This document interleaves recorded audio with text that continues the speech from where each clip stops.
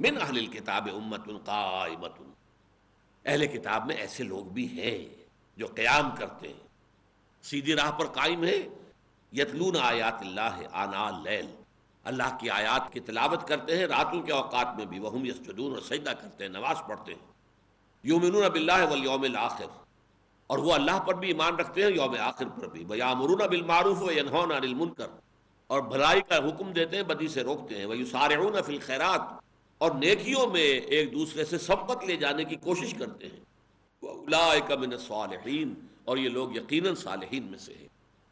اب اس کے بھی وہی تین معنی ہوں گے، یا تو اشارہ ہو رہا ہے اہل کتاب میں سے ان لوگوں کی طرف جو ایمان لا چکے ہیں، تھے تو انہی میں سے نا، عبداللہ ابن سلام کن میں سے تھے؟ یہود میں سے تھے، جو بھی ایمان لے آئے تھے، یا تو ان کا نقشہ کھینچا جا رہا ہے، یا یہ ہے کہ ان میں اپنی امت کے اعتبار سے، دین موسوی کے اعتبار سے یہ تمام اوصاف ابھی برقرار ہیں، یہ گویا کہ ایک ہوپ ہے کہ یہ لوگ آج نہیں تو کل ایمان لے آئیں گے، اور یا یہ کہ ان کے بارے میں تیسرے معنی یہ ہے کہ یہ پوٹینشل مومن ہے کہ جو ایمان لے آئیں گے آج نہیں تو کل، وما يفعلوا من خیر فلن یکفروہ، اور جو بھی کوئی خیر کا عمل یہ کریں گے تو اس کی ناقدری نہیں کی جائے گی۔ اگر ایک شخص حضرت موسیٰ کے دین پر خلوص کے ساتھ قائم ہے تو اللہ تعالیٰ اس کی ناقدری نہیں کرے گا، اسے لازماً توفیق دے دے گا کہ وہ محمد پر ایمان لے آئے صلی اللہ علیہ وسلم۔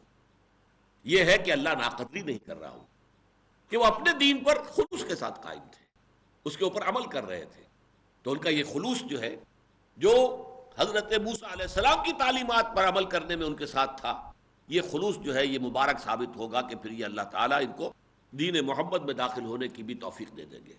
ان الذین کفروا، اس کے برعکس جو لوگ اڑ گئے کفر پر ان میں سے، لن تغنی عنہم اموالہم ولا اولادہم من اللہ شیئا، کچھ کام نہیں آ سکیں گے ان کے، نہ ان کے اموال نہ ان کی اولادیں اللہ سے بچانے میں۔ اللہ کا عذاب ان پر آئے گا، یہ پکڑے جائیں گے، یہ بنو قینقاع ہوں، بنو نذیر ہوں، بنو قریظہ ہوں، اللہ کا عذاب جب آئے گا تو کوئی ان کو بچانے والا نہیں ہوگا، نہ ان کی اولاد کام آئے گی نہ ان کے اموال کام آئیں گے۔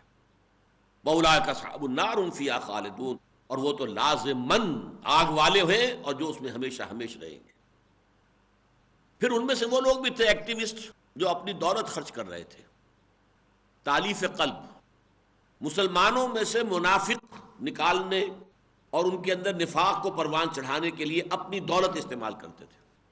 جیسے تالیف قلب جو ہے زکوٰۃ کے مصارف میں سے ایک مصرف ہے، کافروں میں سے کچھ لوگوں کے زہر کو کم کرنے کے لیے کوئی تھوڑا بہت ان کو مال دے دیا جائے، تالیف قلب ہو جائے، چاہے ان کی مخالفت کا جو ہے زور کم ہو جائے، یہ بھی ایک ہے زکوٰۃ کے مدوں میں سے ہے تالیف قلب۔ اسی طریقے سے یہ یہودی اپنا دولت استعمال کر رہے تھے، اوس اور خزرج کے مسلمانوں کو توڑنے کے لیے ان پر احسانات کر رہے ہیں، ان کے لیے کوئی بھلائی کا کام کر رہے ہیں تاکہ ان کے دل میں ان کی محبت پیدا ہو جائے، احسان مندی پیدا ہو جائے، پھر وہ انہیں یوز کریں، ففتھ کالمسٹ کی حیثیت سے، جاسوسوں کی حیثیت سے، اپنے اعلی کار کی حیثیت سے استعمال کر سکیں۔ فرمایا مثل ما ينفقون فی هذه الدنیا، یہ جو کچھ خرچ کر رہے ہیں اس دنیا کی زندگی میں اپنے ان مذمومہ مقاصد کے لیے، ان کی مثال ہے کمثل ریح فیہا سر اصابت حرث قوم ظلموا انفسهم فاہلکت، ان کی مثال ایسی ہے کہ جیسے کسی قوم کی کھیتی تھی جو کہ ظالم قوم تھی، گناہ گار قوم تھی، ناہنجار قوم تھی اس کی کھیتی، لیکن اس پر ایک ایسی آندھی آئی جس میں پالا تھا اور وہ پالا مار گیا پوری کی پوری کھیتی کو، پوری کی پوری کھیتی جو ہے تہس نہس ہو گئی۔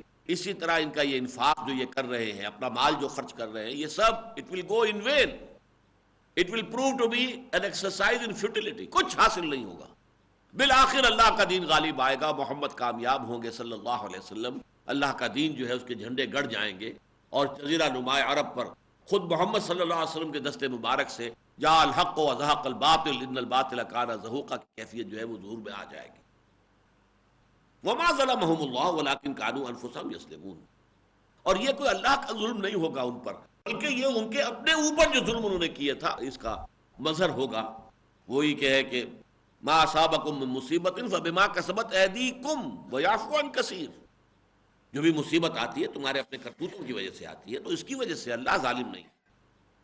یا ایھا الذین آمنوا، اب ہدایت دی جا رہی ہے اہل ایمان کو کہ یہ جو اسٹرگل اور کشمکش شروع ہو چکی ہے، یہ ہر قدم پر تمہارا راستہ روکیں گے۔ اب یہ حسد کی آگ میں جل رہے ہیں۔ پہلے تکبر تھا جو مانے ہوا کہ جس نے کہ روک دیا انہیں حضور پر ایمان لانے سے، اب حسد کی آگ جو ہے وہ ان کے دلوں کے اندر بھٹی دہک رہی ہے، لہذا اب ذرا احتیاط کرو۔ یا ایھا الذین آمنوا لا تتخذوا بطانۃ من دونکم لا یعلونکم خبالا، اہل ایمان اپنے لوگوں کے سوا کسی کو اپنا بھیدی نہ بناؤ۔ بتانا کہتے ہیں جیسے لحاف کا استر ہوتا ہے، نیچے کا حصہ جو آپ کے جسم کے ساتھ مس کرتا ہے، ایک لحاف کا اوپر کا کپڑا ہے، زیادہ خوبصورت تو اسی کو بنایا جاتا ہے، باقی استر بیچارہ جو ہے اس کی طرف زیادہ توجہ نہیں ہوتی، لیکن جسم سے قریب تر تو وہ ہوتا ہے۔ تو بتانا پھر یہیں سے بنا ہے لفظ کہ جو آپ کے ایسے قریبی عزیز ہوں کہ جن سے آپ دل کی بات کہتے ہو، دل کا بھید جس کے سامنے کھول سکتے ہو۔ تو اہل ایمان ان لوگوں کو اپنے سوا کسی کو اپنا بتانا، اپنے بھیدی، اپنے جگری دوست مت بناؤ۔ تمہارا یہ ان کے ساتھ ربط و تعلق، تمہاری دوستیاں، تم ان کے خلوص اور اخلاص اور مظاہر جو یہ تمہارے ساتھ کرتے ہیں، مدارات کرتے ہیں تمہاری اور چاپلوسی کرتے ہیں، اس کی وجہ سے تمہارے رویے میں کوئی نرمی پیدا نہ ہو جائے، تم اپنے راز کی باتیں ان کے سامنے نہ اگل دیا کرو۔ لا تتخذوا بطانۃ من دونکم لا یعلونکم خبالا، وہ کبھی نہیں کرتے تمہارے معاملے میں کسی بھی برائی اور کسی بھی خرابی میں، جو بھی بس پڑے ان کا برائی کے لیے وہ کرنے کے لیے تیار رہتے ہیں۔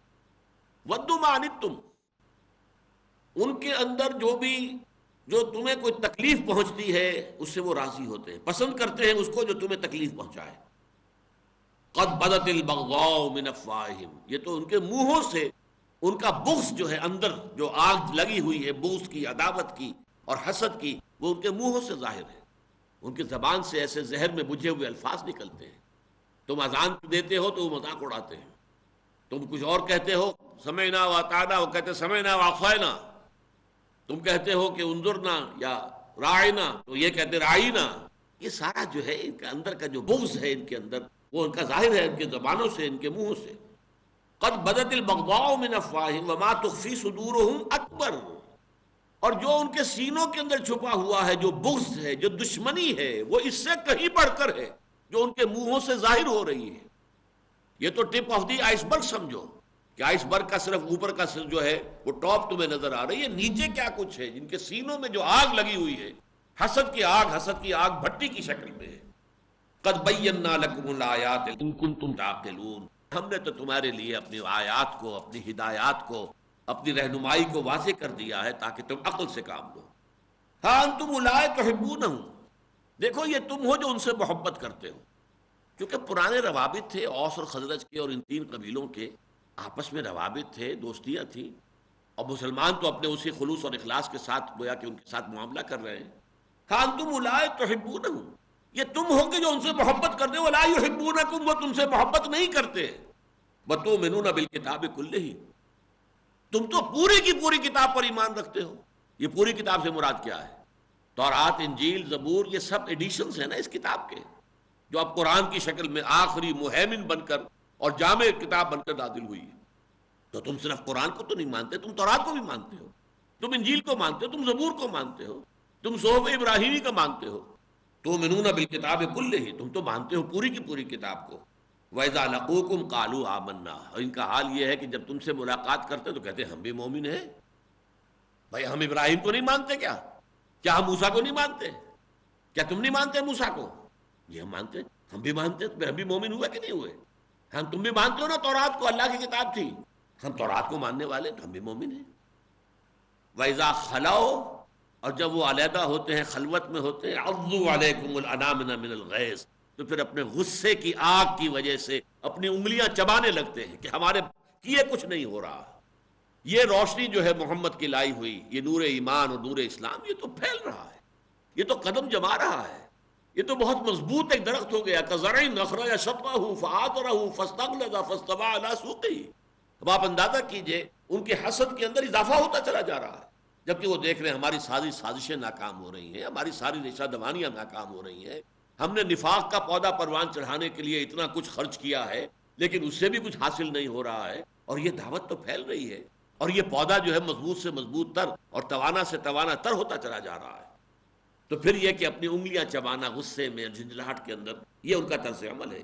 قُلْ مُوتُوا بِغَیظِکُمْ، کہہ دو کہ مرو، ہلاک ہو جاؤ اپنے اسی غیظ میں، اسی اپنے غیظ کی آگ میں بسم ہو جاؤ، اسی اپنی حسد کی آگ میں جل مرو۔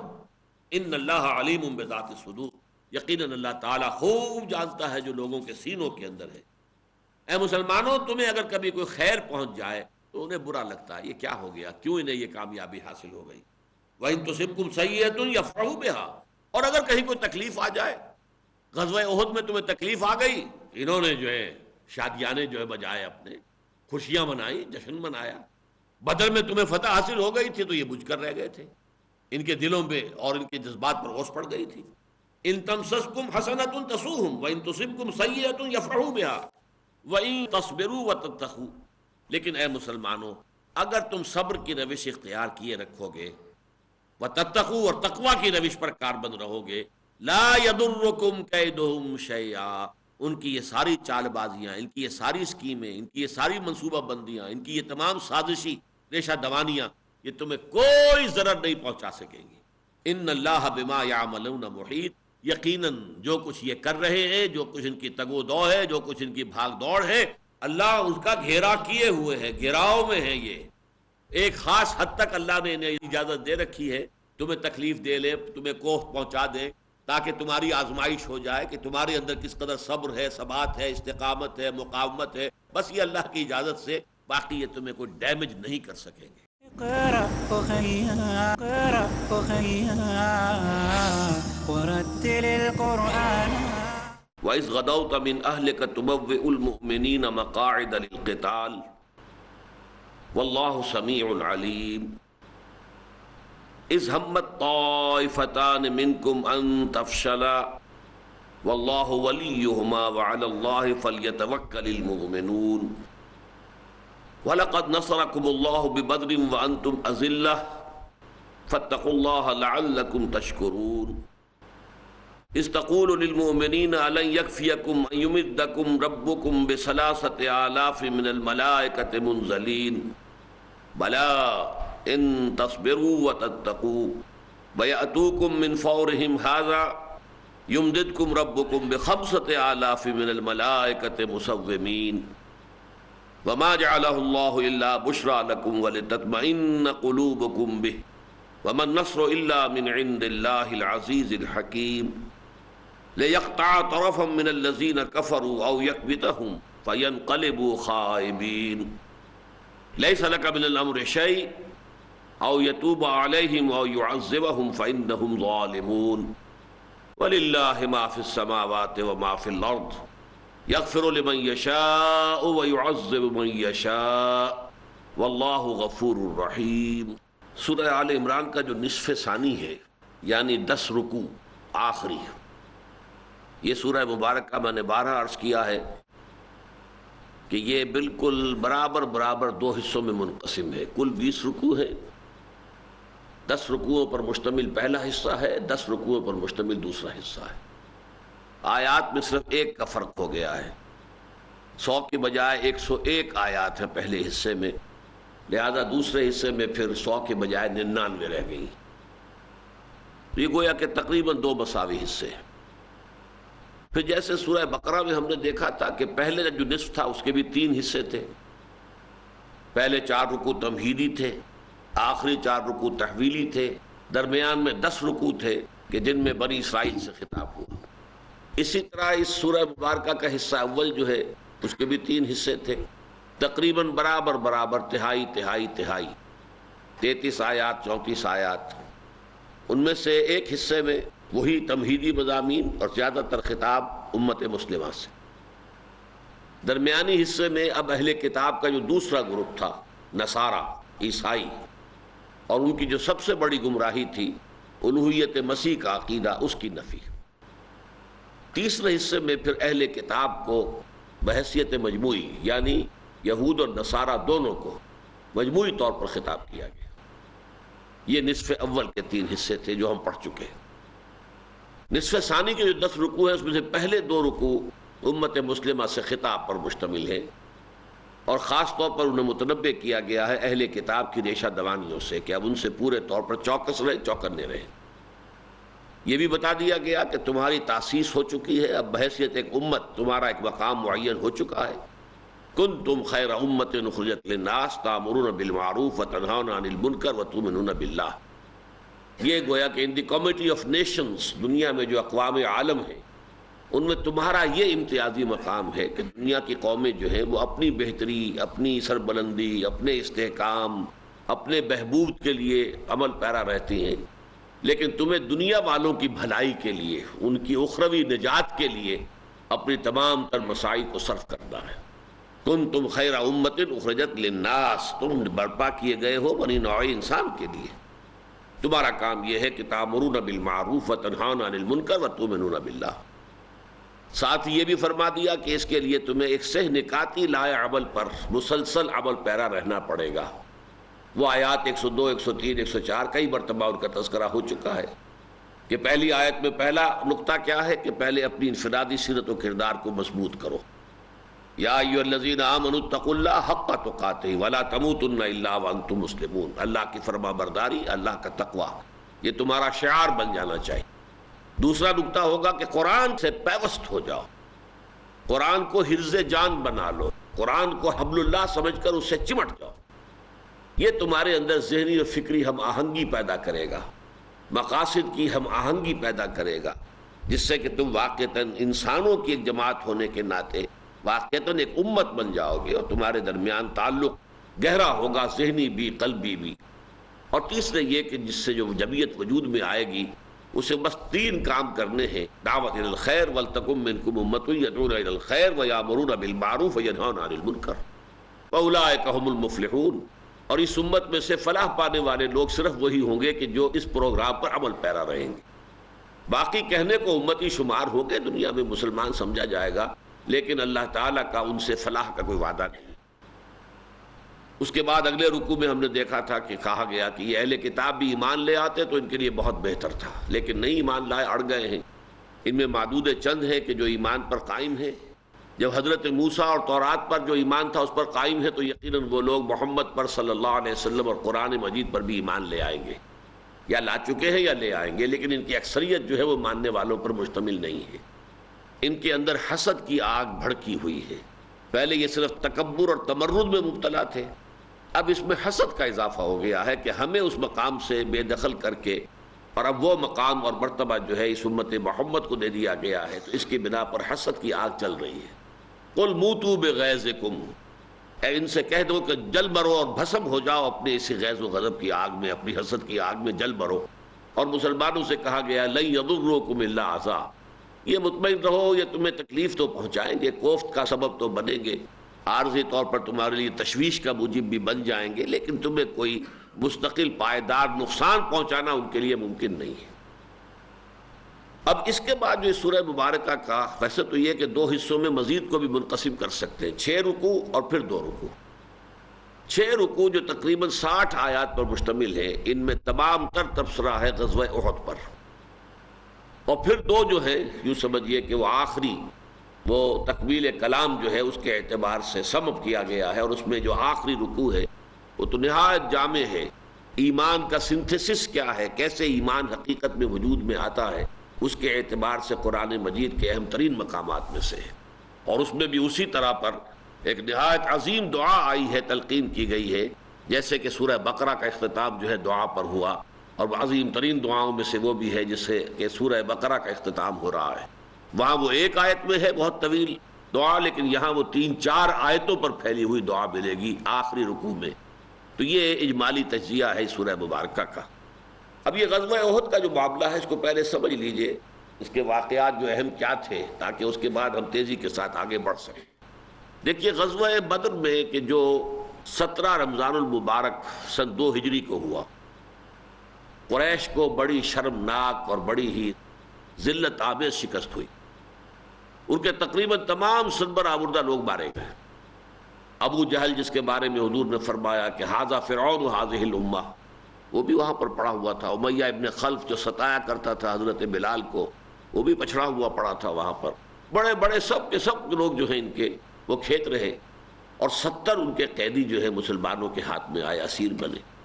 یہ بہت بڑی شکست تھی کہ جو قریش کو ہوئی، اس سے یقیناً 2 نتیجے نکلے۔ ایک تو مسلمانوں کی دھاک بیٹھ گئی، رعب مسلمانوں کا قائم ہو گیا، اور دوسری طرف یہ ہے کہ بہت شدید صدمہ، رنج، غم، افسوس اور جسے کہتے ہیں پیچ و تاب کی کیفیت جو ہے وہ قریش کی ہو گئی. اب یہ عرب کا ایک مزاج تھا کہ وہ اس طرح کے کسی معاملے کو لے کر بیٹھ نہیں رہتے تھے، اس کے بعد انتقام کی آگ جو ہے وہ ان کے اندر بھڑک اٹھتی. لہذا بدر کے بعد جو ہے انہوں نے انتقامی جنگ کی تیاری فوراً شروع کر دی. سب سے پہلی بات انہوں نے یہ کی کہ جو بھی مارے گئے تھے، قتل ہو گئے تھے، ان پر نوحہ کہنا، ان پر رونا، ماتم کرنا منع کر دیا گیا کہ اس سے ہمارے حوصلے پست ہوں گے. کوئی شخص اپنے کسی مقتول کا کوئی نہ ماتم کرے نہ نوحہ پڑھے. حالانکہ یہ ان کی روایات میں سے تھا. خاص طور پر خواتین مرثیے پڑھا کرتی تھیں، بیان کرتی تھی، جیسے ہمارے ہاں دیہات میں اب بھی جانگلیوں کے ہاں ہے، وہ بیان کرتی ہیں، بول رہی ہیں، کچھ پڑھ رہی ہیں اور بیان کر رہی ہیں. تو وہ بیان کرنا ان کا ایک باقاعدہ فن تھا. لیکن یہ کہ پابندی سخت لگا دی گئی، آرڈیننس، کہ کوئی کہیں سے کوئی آواز نہ آئے، تاکہ ہمارے اعصاب کے اندر جو ہے وہ کسی کمزوری کا اظہار نہ ہو، بلکہ ہماری عزم کا، ہماری ہمت کا، ہمارے جو ہے جذبہ انتقام کے اندر جو ہے وہ شدت، وہ اندر ہی اندر جو ہے یہ آگ کھولے. ایسا نہ ہو کہ اس مرثیہ خانی سے ہماری وہ جذبات جو ہیں ٹھنڈے پڑ جائیں، اندر کی بھڑاس نکل جائے. ہمیں تو اندر ہی اندر نغمہ ہے بلبل شوریدہ تیرا خام ابھی، اپنے سینے میں اسے اور ذرا تھام ابھی. ان جذبات انتقام کو اپنے سینوں کے اندر پروان چڑھاؤ. مردوں نے طے کر لیا کہ ہم اپنی بیویوں کے قریب نہیں جائیں گے، بستروں پر نہیں سوئیں گے، چارپائیوں پر نہیں سوئیں گے، زمین پر سوئیں گے. عورتوں نے بناؤ سنگھار ترک کر دیا. جب تک کہ انتقام ہم نہ لے لیں اس وقت تک جو ہے ہم جو ہے کوئی بھی معاملہ اس طرح کا نہیں کریں گے. مزید یہ کہ وہ جو قافلہ تھا جو ابو سفیان کی سرکردگی میں آ رہا تھا شام سے، جو ایک ایکسائٹنگ کاز بنا تھا غزوہ بدر کا، اور وہ بہت بڑا قافلہ تھا، 1000 اونٹ اور اس پر 50,000 دینار کا مال تھا. اور وہ قافلہ صحیح و سالم پہنچ گیا تھا، اس لیے کہ ابو سفیان نے تو دوہری چال چلی تھی. ایک طرف SOS کال بھی بھیج دی تھی کہ مجھے خطرہ ہے محمد کے آدمیوں سے کہ بدر سے اگر میں گزروں گا تو مجھ پر حملہ ہوگا، جیسا کہ ہو بھی رہا تھا بالفعل. اور حضور جو ہے مدینے سے اسی لیے نکلے بھی تھے صحابہ کو لے کر، لہذا مجھے مدد بھیجو. وہاں سے لشکر چل پڑا. لیکن دوسری چال اس نے یہ چلی کہ وہ وادی بدر میں داخل ہی نہیں ہوا، بلکہ اس نے ساحل سمندر کے ساتھ ساتھ نیچے کا نشیبی راستہ جو تھا وہ اختیار کر کے اور وہاں سے نکل گیا. اور بعد میں اس نے پیغام بھی بھیجا کہ میں تو بچ کے نکل آیا ہوں، لہذا اب جنگ کی ضرورت نہیں ہے، اور ہمارا جو مقصد تھا وہ حاصل ہو گیا ہے، لہذا اگر آپ چاہیں تو واپس لوٹ جائیں. بہرحال وہ ایک علیحدہ واقعہ ہے، وہ ہم پڑھیں گے جب بدر کا پورا معاملہ سورہ انفال میں سامنے آئے گا، اس لیے کہ اس کے بارے میں بہت سا قیل و قال ہے، بہت سی مختلف آراء لوگوں میں پھیلی ہوئی. اقرأ أخيا ورتل القرآن اصدح بصوتك اسمع الأكوان. اقرأ كلام الله داوي نفوسنا لنحيي